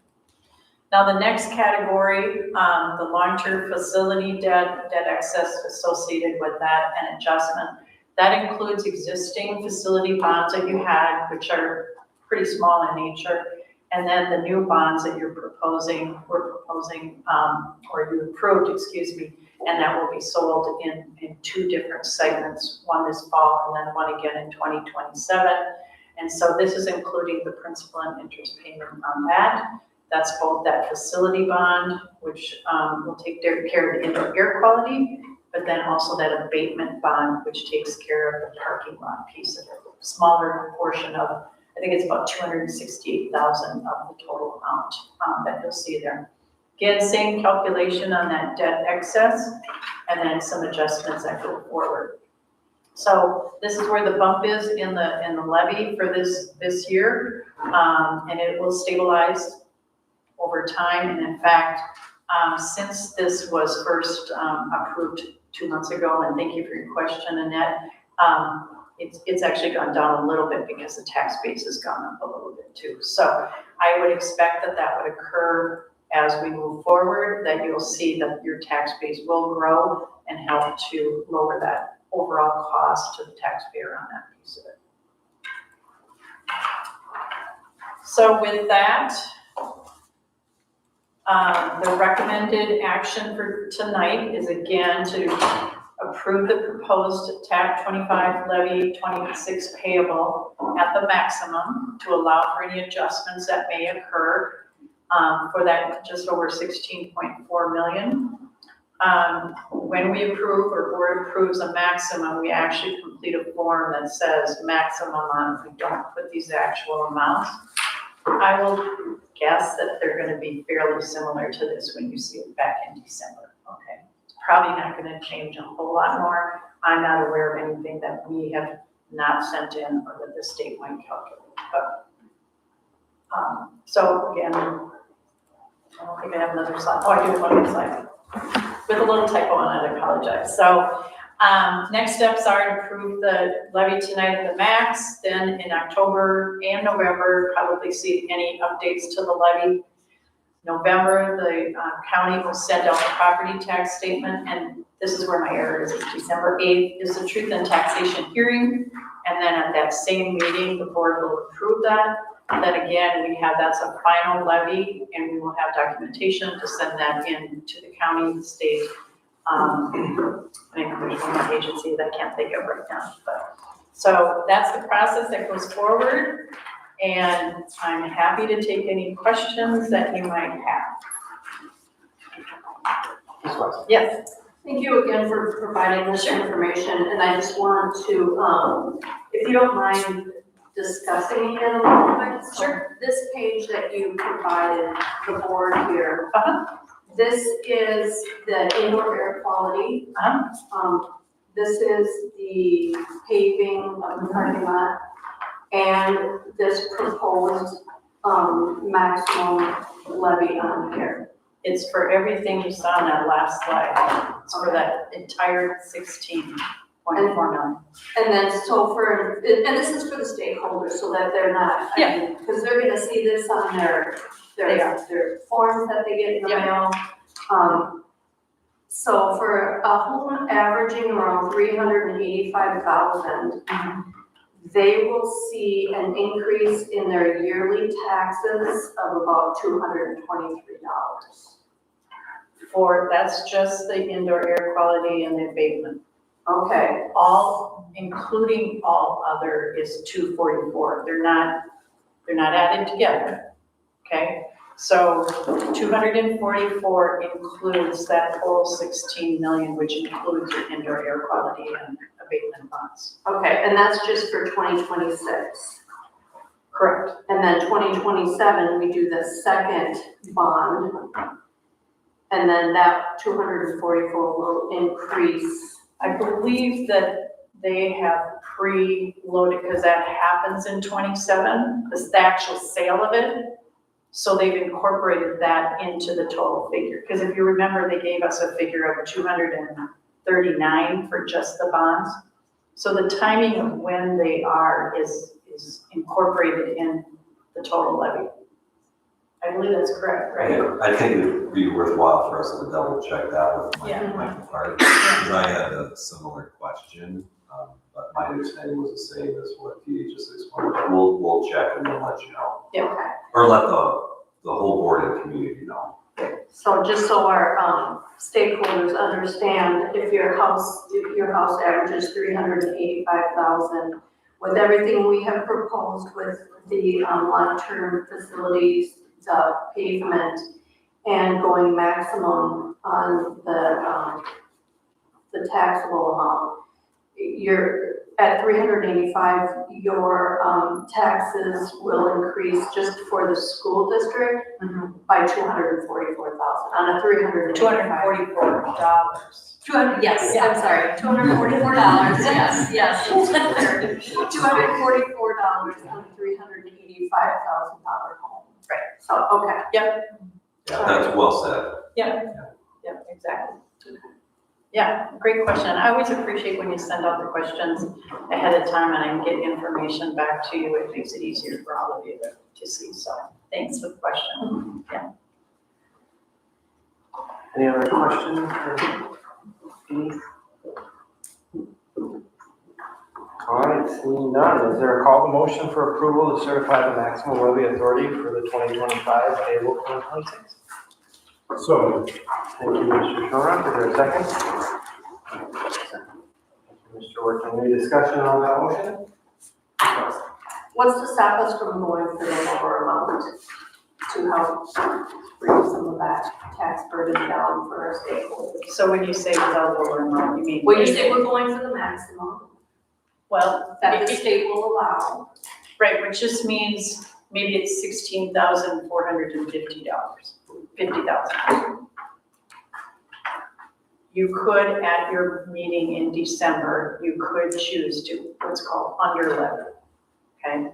So if you choose to say, you'd like to drop that down, I mean, even if you remove the OPEB bonds, it's, I think I calculated it's about $2 a month for a family. So you could make that type of decision, but it would have to be, if you want to significantly decrease it, you'd have to do a lot. But you can under levy. So I don't expect it to be much more than what it is right now, 16.4, somewhere around that amount. Does that help? Yeah, that works, thank you. Yeah. Mr. Shorrock. and we're not voting now to approve the levy, we're just approving the top of it. We're just approving the word maximum to allow the numbers to settle in to where they should be. Because if we go to a number below that, that's the maximum that we set come December. But come December, we can go to something below that. Correct. But right now, we need to set it at the highest, I feel, and yeah, we can look at it in December. Otherwise, in December, we're set at whatever we right. choose tonight. If you did this and say there was a calculation error and the district should have recouped another 500,000, you could not do it because you accepted these numbers right now. Yeah, so it's very typical when you're out for, say, a referendum or a vote of any kind, which we're not, but that you have to do that in order to have all of that take place. So every school district I've ever worked in has done it at the max to allow that flexibility. I wish they'd use a different term, but they use that term. Yeah. I guess this would just be a good opportunity for us to say, between a vote tonight, and December, when we make the actual vote, we're looking for feedback and input. That would be your time to come back and voice your opinions, your thoughts, your concerns, so. And this might be more of a question for Brandon, but in negotiations a while back, not this time of being on the school board for myself, but the last time I was on, I thought we had sunsetted OPEB. Why is that back? You know that? Yes. Okay, there was a OPEB trust that funded those payments for a long time, and that dried up as far as funding and doesn't exist anymore. It's been exhausted. There's a pay-as-you-go option to levy, but to be able to pursue that, you need to sunset the OPEB provisions in the contracts. Yeah. So we sunsetted that, and now this is our new pay-as-you-go? Right. And we have that implicit on the implicit subsidy. Again, that's where we have people that are like my age that have retired from the school district, but are still, say, on their health plan. Because I'm older, my costs compared to Vanessa are gonna be higher, right? So that automatically increases the premiums that others pay because they take the whole blended rate. We don't have a separate policy for retirees. So we will have that until they change state statute on that. I think we should let everyone know that this is one mandate in education that we're actually funding. Because it seems like a lot of other expenditures are just, an expense without backing. And it sounds like we're choosing to step up and fund the retirement as we're obligated, but after it had been sunset originally, so. It's only money, right? Any other discussion on the motion? All right, the motion on the table is to approve, to certify the maximum level of authority for 2025 payable 2026. If you are in favor of the motion, signify by saying aye and raising your hand. If you are opposed, signify by saying nay and raising your hand. Nay.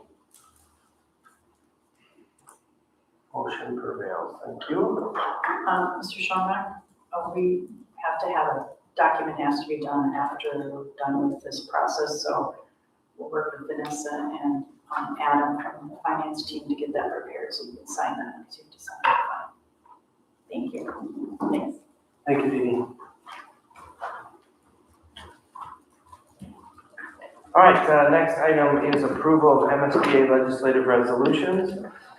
There are two suggested resolutions to the MSBA Delegate Assembly. This action has to be done by September 24th. That's why you saw it added on to tonight's meeting. The Delegate Assembly votes on the resolution in December. There are two on there. Mr. Schoenrock can help discuss the first one if you have any questions, and the second one, Mr. Nelson can help discuss. First off, are there any questions for the first suggestion on resolutions? Mr. Humphrey first, no, Mr. Schoenrock. You were first. So now we're just going to. Yeah, he'll probably answer your question. Yeah, I didn't know. I didn't very in depth. I try not to look at Rob when I'm here. So. No, I think this is the first year that you need school board approval. Previous to this, school board members and superintendents could submit their own resolutions. So that's why it's brought before the board now. I should have probably brought it up earlier this month, but better late than never. But yeah, if you have any questions, just let me know. But I just feel we have one person on for this special election, and now we've got to spend thousands of dollars to put on an election. Basically, we already know.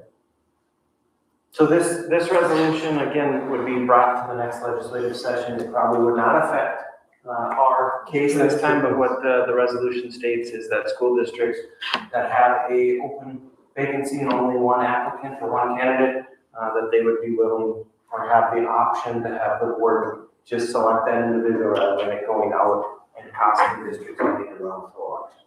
That answered my question. Was this a goal to get this done before the special election in November? This is just going forward. Just going forward, copy that. Yeah, so thanks for filling that in, because this won't be brought before the delegate assembly until December, and then they'll go through their stuff and do it at the next legislative session. So this won't help us now, it's just for those in the future. Mr. Humphrey, I appreciate that. Has anyone tried to like just go, hey, I mean, this is so obvious what we got here, and we're about to waste 20 grand. That's like 4/5 of one of our school board salaries, according to a friend in the audience. I just think that's a huge amount of wasted money.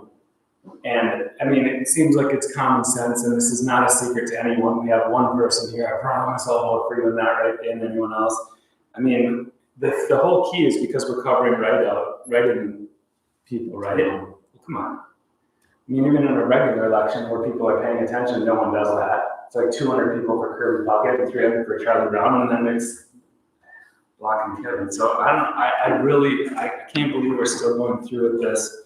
So yes, I did call NSBA and asked their legislative team, and state statute mandates that we have to run the election regardless of the number of candidates. And everyone else thinks that's ridiculous. That's ridiculous. That's the reason Mr. Schoenrock brought it. And I know multiple board members have discussed this previously as well. So again, we're just showing our support to bring this to the delegate assembly, obviously, of MSBA to see if they will make this one of their priorities. Okay, that's the first one, Ms. Weston. I was just curious, were there conversations with other districts, and is there tend to be additional support behind this? Because I think this is like a no-brainer. But So, no, I haven't talked to any other districts. I don't think there's many that probably went through this one. It's only been one person for one seat on the ballot. But yeah. It's got to be a pretty rare one-off type scenario for sure. But yes, seems crazy. Here we go. Okay, second item. Brandon, do you want to give a quick overview of that second item, and then we can go to questions? Sure. St. Francis Area School District has 2 care and treatment centers in the district, and the district is responsible for providing the education to those centers. That is not common across the state. There are many districts that probably would say they didn't know anything about what I just said, that didn't know that exists. The request in this resolution is there are some educational laws that impact staffing. For example, teachers, we have little ability to adjust teacher staffing during the school year. It's a year-to-year thing. And the agencies that govern the care and treatment centers probably don't know that. I don't think there's any ill will in any of this. They're probably just like, well, the school would just react if numbers fall, but we don't have that ability. So it would be to address that year-to-year staffing need, that if something happens that the district had no control over, for example, they close the center, the districts involved would not be, that would be held harmless for that year of staffing because there's no ability to adjust based on education law. Any questions on that? Again, we're showing our support for that to move forward. Mr. Schoenrock, rep on that, correct? I was just going to bring that up. So this is an election year for that. We're served every 2 years. If anybody on the board wants to be on it, application, I think, ends end of this week or maybe on Monday. Yeah, it's coming quick. I think you all should have got an email today that talked about that timeline as well. Yeah, so if you have any questions about that, either just let me know. But yes, I did reply.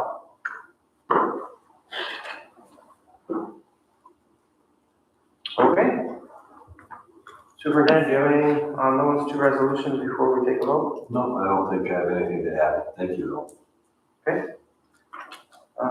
Again, we already talked questions. Is there a call to motion for approval of the suggested resolutions as presented? So moved, please. Thank you, Mr. Working. Is there a second? Second. Thank you, Mr. Schoenrock. Any discussion on that motion? Okay, if you are in favor of the motion, signify by saying aye and raising your hand. Aye. Motion prevails. Thank you.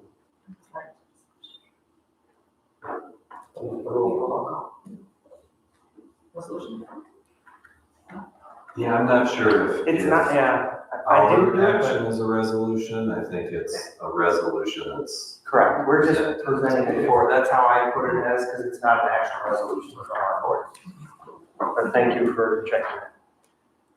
Agenda item 7.3, approval of board charge of the Community Engagement Task Force. So again, this is what we discussed the last board meeting, that we are going to stand up a Community Engagement Task Force. The school board charges the Community Engagement Task Force, a citizen-based group of district residents, to serve in an advisory capacity to the administration and school board on long-term planning. The task force will concentrate on school funding, operating pressures, and facility planning. So that is the quick summary. If you look in the board packet, it does break down what the task force will do, how it's made up. Again, this will be spearheaded by SiteLogic to help us with this process, to get it going. They will help manage the community engagement. It's not going to be a board member. It's not going to be an administrator up there. It's going to be an external source helping us with that, with all of our staff and key stakeholders as subject matter experts for those meetings. Are there any questions specific to what is in the board packet? Is this part of the community ed? No. So if there's any fees involved, where would those fall in? Who would approve them? How would any fees fall into that? Yeah, and SiteLogic is doing the work at no cost to the school district. The only potential cost would be if we provided treats, or something like that. But SiteLogic is paying for it. And there are no other anticipated costs that come with the engagement task force? Yeah, the only one exception, I'm sorry, a demographic study is one thing that I'm pursuing with somebody who used to be the state demographer. And so that information will be used by the task force, but we were planning to do that regardless, just so we kind of have a good picture of where we are and where we're going to be in the next 5 years, 10 years. And that would come out of the general fund, that demographic study cost. That's not paid by the SiteLogic.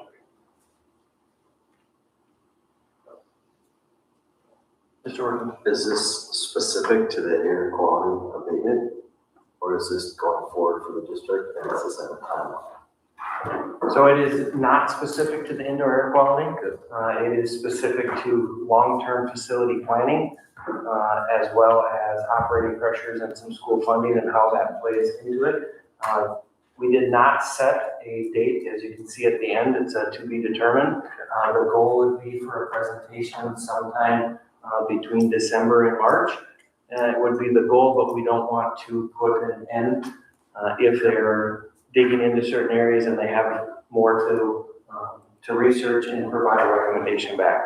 That is our initial goal, but again, not a set end date. But yes, that engagement task force would provide a update to the board with a recommendation that may or may not lead to an action item. Do we have to call it task force? It sounds scary. Sorry, that's a joke. It is what they have used across the state many times. Gotcha. I do love it though. That's what looks great. Any other questions? Good. We're gonna go here, no questions prior to a motion. Is there a call to motion for approval of the charge of the community engagement task force as presented? So moved. Thank you, Mr. Workman. Is there a second? Second. Thank you, Ms. Clement. Any discussion on that motion? Seeing no discussion, if you are in favor of the motion, signify by saying aye and raising your hand. Aye. If you are opposed, signify by saying nay and raising your hand. Nay.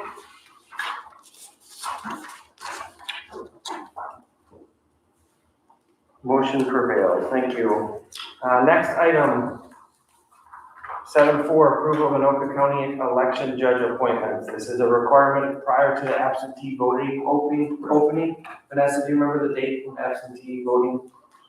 Friday, I believe it was. Okay. I know it was coming quick. I didn't write it down, but I know it's coming quick, so this is why. Last week, it's already open. Okay. We received this information earlier in the week, and that's why it was added to tonight's.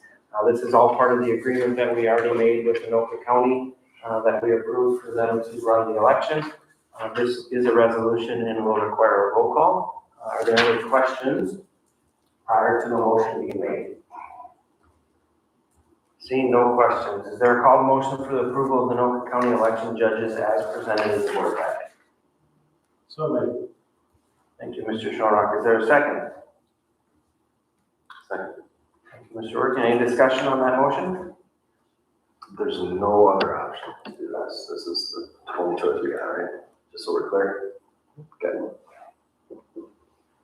Correct. There is another option. We could run it ourselves completely and be well behind, but we voted on the joint policy. I mean, To the point of the resolution to hire the judges anyway. Correct. To the point where we're at now. I'll do it for 15 years. Ready to discuss. I do not doubt that one bit. All right, this is a roll call vote. When I call your name, signify by saying aye if you approve, nay if you do not. Mr. Humphrey. Aye.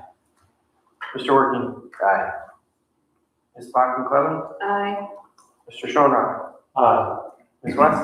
Aye. And I'm aye as well. Motion prevails. Thank you. Next agenda item is item 8, upcoming meetings and preliminary topics. Are there any questions or comments? What is presented? Okay, so none. Moving on to item 9, school board member reports. Member working.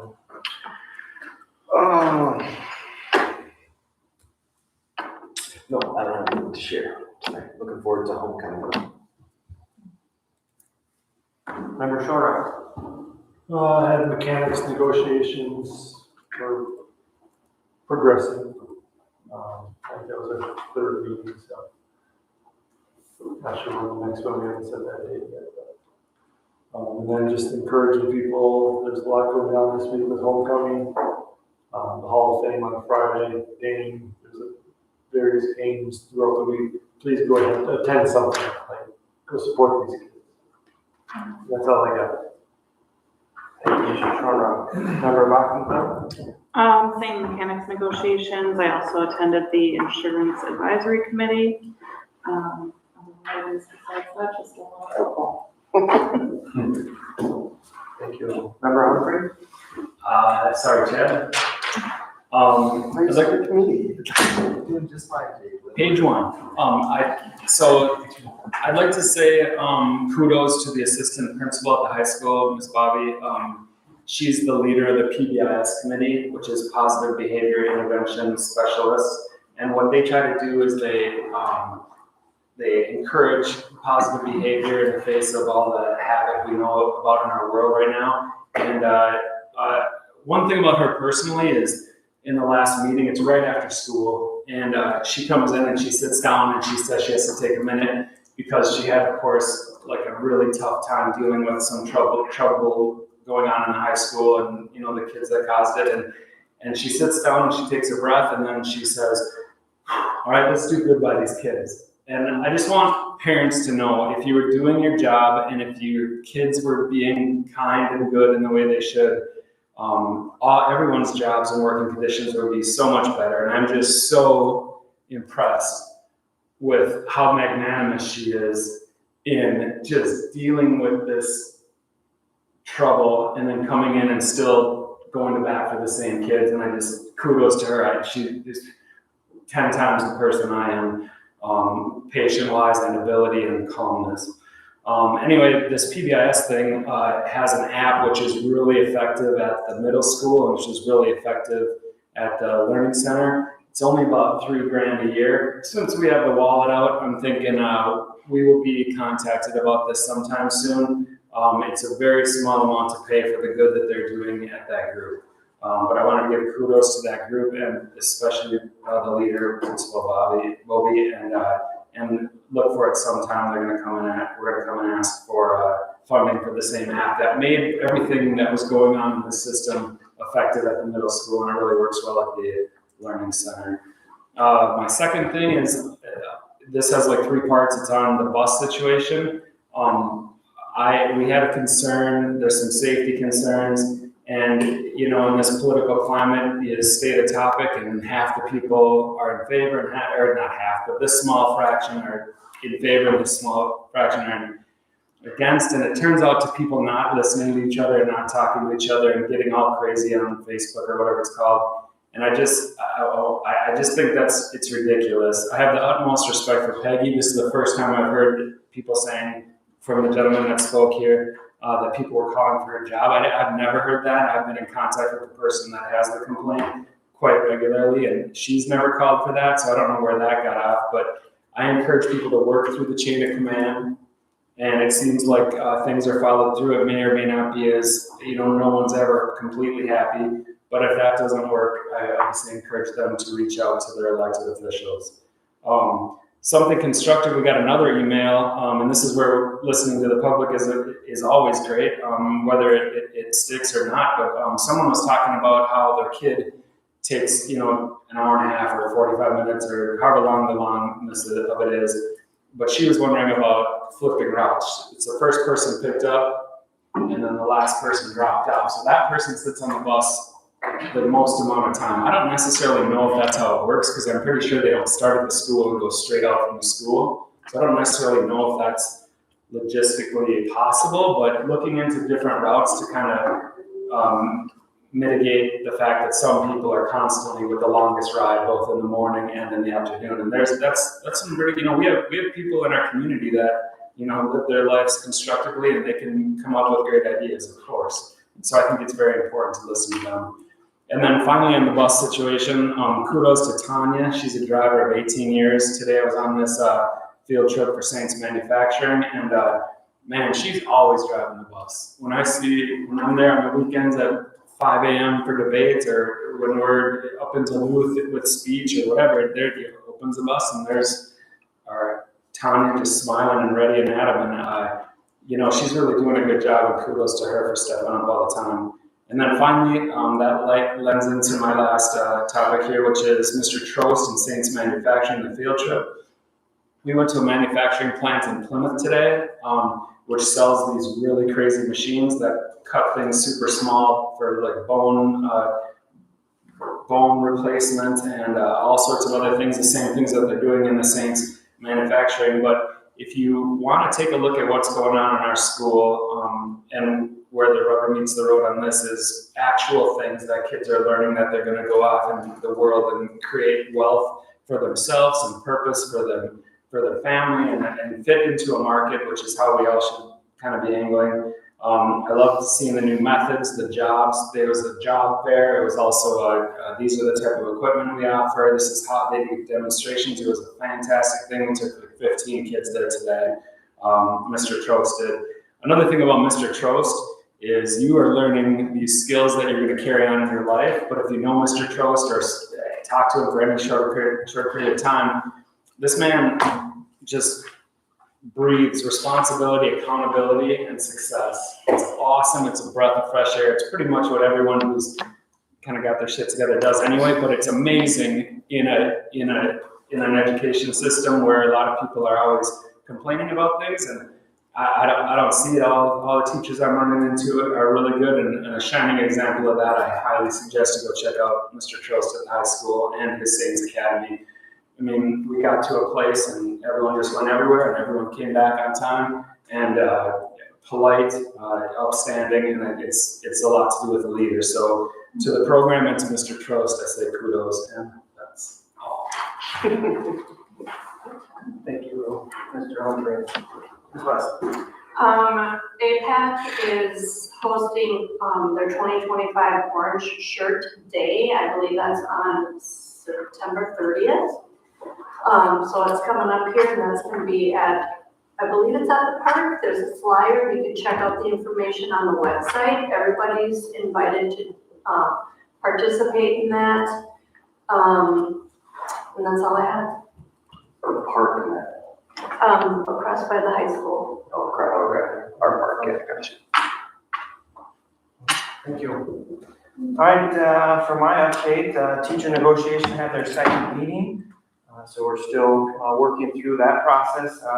Mr. Anderson and I had a meeting with the St. Francis Police Chief. It was good to just build some relationships with him and talk about some data that we want to share back and forth. So that was good to have that. Thank you for setting that up. I want to acknowledge Councilmember Tradewell. Thank you for being here from Oak Grove. We will have a rep at your September 29th meeting next Monday to provide an update for the district as well. So don't steal all our thunder with your update, okay? And then lastly, for the public to know, our website under labor negotiations, we do have updates in there as to where we're at with each group. We are populating that with numbers as well as you go forward. So if you have questions or things you want to look at, please direct people to that website and then provide your questions back to administration or to the school board. But that site is up and running and is updated, and you'll see right at the top when it was last updated as you go forward. That is all I have for my report. Item 9, adjournment, or 10, sorry, adjournment. We'll need a motion to adjourn this meeting. So moved. Is there a second? Second. Thank you. Any discussion on that motion? All in favor of the motion, signify by saying aye and raising your hand. Aye. Aye, motion prevails. Thank you. Meeting is adjourned at 8:32. Hey, how are you?